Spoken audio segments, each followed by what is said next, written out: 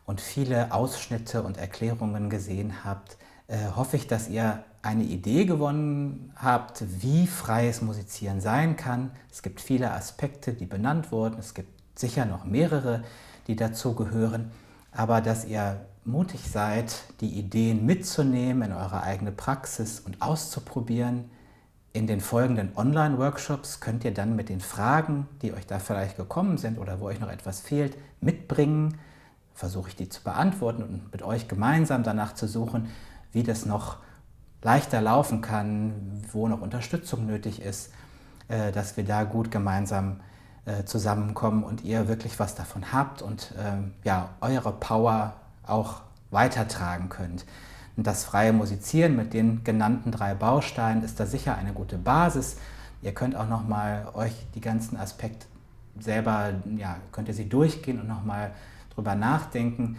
Da gibt es einen großen Reichtum an Möglichkeiten, so dass für alle, je nachdem auch mit wem ihr arbeitet, das Richtige gefunden werden kann und in dieser Freiheit des Musizierens wir einander auch anders begegnen können und damit musikalisch, aber eben auch menschlich einen Schritt weitergehen. Ich bedanke mich bei euch für eure Aufmerksamkeit und hoffe, ihr habt Mut und Lust und Kreativität, euch auszuprobieren. Wir sehen uns beim Online-Workshop. Bis dahin. Tschüss.